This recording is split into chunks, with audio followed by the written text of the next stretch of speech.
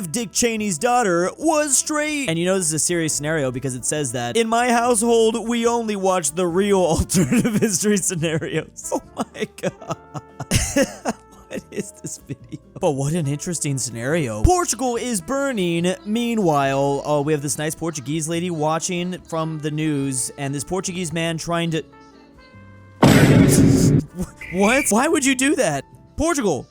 I don't Okay, I guess to be fair, it could be a controlled burning. Still seems like quite the risk, though. Just more evidence that Portugal is actually Balkan. Chinese zoo admits their pandas were painted dogs. I mean, the real question is, how long did they really get away with this? Who was this fooling? That doesn't look like any panda I've ever seen. Oh, China. Wait, there's even video footage, too? Who was tricked by this? Seriously. Breaking! Jordan calls on its nationals to leave Lebanon immediately. Michael Jordan calls on its nationals to leave LeBron immediately. I don't know how that post honestly got 100,000 likes, but I guess it's funny. Goat debate going international. Those homemade pagers sure look good. Oh, these aren't homemade. They were made in a factory. A bomb factory. They're bombs. I mean, this guy almost apparently gave their secrets away. Did SpongeBob predict this 20 years ago? This is way too perfect. U.S. politics, if it was interesting. Finally, we're gonna have a Smash Brothers tournament between Trump and Kamala. When's Nintendo adding these new challengers to the game? I like how the size difference between the two is pretty accurate.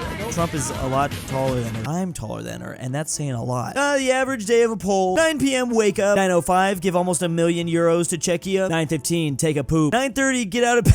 Alright, that got me. 9:35 eat coal for breakfast. 10 o'clock clean toilets and 6 o'clock go home beat wife. 6:30 eat coal for dinner. 6:55 harass Ukrainians on the internet. 9:30 Hungarians and then they go to sleep. Well, that is not where I expected this meme to go. I don't usually say this, but I find this offensive, and on top of that, inaccurate. Firstly, we don't wake up this late. The later you wake up, the bigger the chance your neighbor will have starting the day earlier. He might be stealing. The toilets are not always in Germany. Alright, let's move on. In Denmark, it's tradition to tie someone to a pole and cover them in cinnamon if they are not married by 25. At 30, it's cranked up to black pepper. Is that true? I'd like to see a picture of that. It actually seems like a little bit dangerous. Doesn't that like cinnamon get everywhere? I've seen way too many times what the Pharaoh's curse can do to an MFer. You will leave me a tip. It is mandatory. It is not a reward for excellent service. My boss does not pay me a proper wage. I will ruin your meal. I cannot pay my rent without tip. That is your problem. I will call you cheap. I will call you greedy. I am entitled to your money. Call us Europores all you want. Your mandatory tipping culture is not popular. And apparently this post was made by a waiter himself. Waiter doesn't grow the food. Waiter doesn't ship the food. Waiter doesn't inspect the food. Waiter doesn't manage the business. Waiter doesn't make the recipe. Waiter doesn't cook the food. Waiter expects to receive 25% of the value of the food because they walked 10 feet. Okay, see, coming from a former waiter myself, this is the problem when you make Americans tip for everything, including things like just making a coffee or an acai bowl, is now we're back to arguing if even waiters should get tipped. I mean, this scene is specifically from a movie that released 30 years ago, and here we are today still talking about this scene and this topic. I do believe in tipping people here in the US, but I can also see why people from other countries are like, this is so dumb. What's even crazier is there's some places where if you even want service in the first place, you gotta be tipping good, because they'll just ignore you otherwise. Nothing makes me feel more disconnected from my fellow Americans than the Netflix top 10 list. Seriously, what are some of my people watching? It's the same thing as going through someone's like YouTube algorithm too. Why are you consuming this content? Oh man, and this is even more of a horrific example, yes. Previously unknown Mozart music was just recently discovered in a German library. The piece was probably composed in the 1760s while he was in his early teens. We literally gonna get new Mozart dropping, dog. This one TikTok from years ago might actually be coming true. Me and the boys about to be like reacting to all this. Meanwhile, list of songs banned by the BBC. The first one comes from 2020. Boris Johnson is a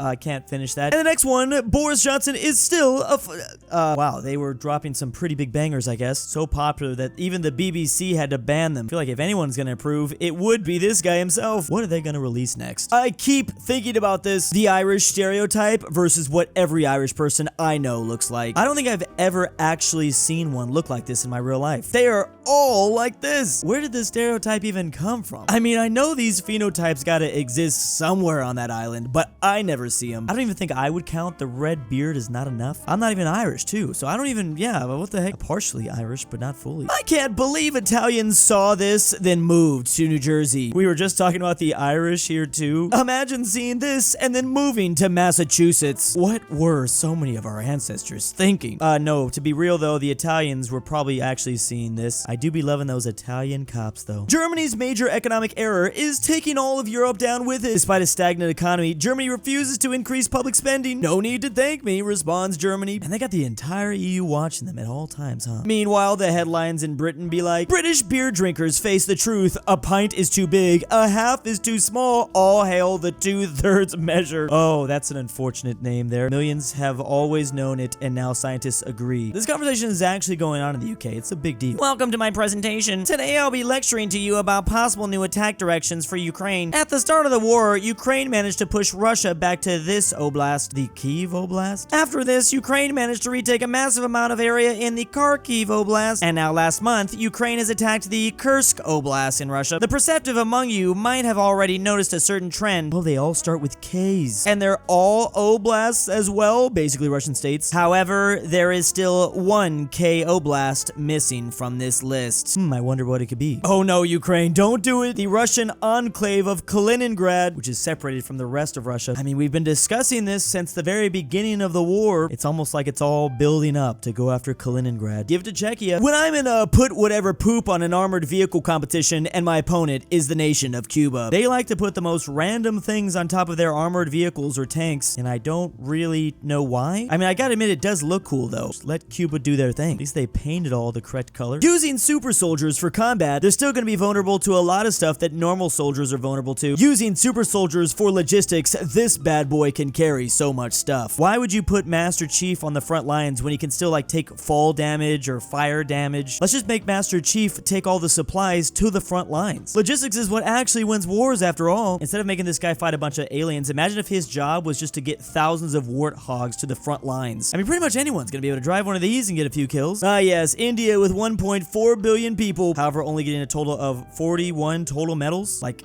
in their entire Olympic career? Yeah, that's throughout all the Olympics. Oh no. Meanwhile, then there's Norway. Well, I mean, Norway...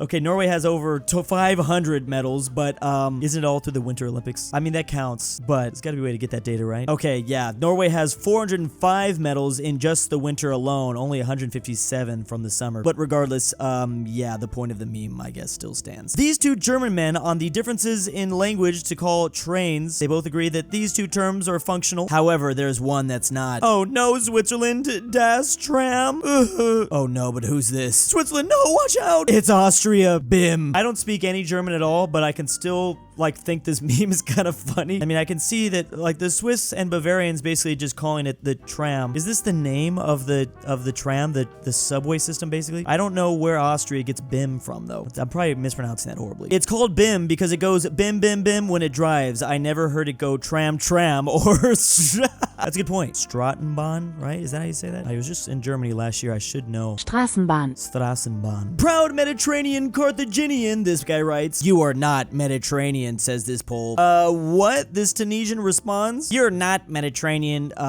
Well, do we know? How do we know that this Slavic Orthodox Polish. Wait, okay. Well, regardless, technically, Mediterranean nations just need to border the Mediterranean. And yes, the nation of Tunisia, also back in the day called Carthage, does border the Mediterranean, so yeah. Meanwhile, European countries, when they have 2 cows. Poland has 2 cows. You're mad because you wanted the EU to give you 4. Luxembourg has 250 cows, and nobody gives a fuck. Switzerland has 250 cows. You refuse to elaborate. The territory of Flanders, inside of Belgium, has 2 cows. Wallonia has none. Spain has 2 cows. They're sleeping. You're sleeping too. It's a good life. England removed. Italy has 2 cows. You don't know where they are.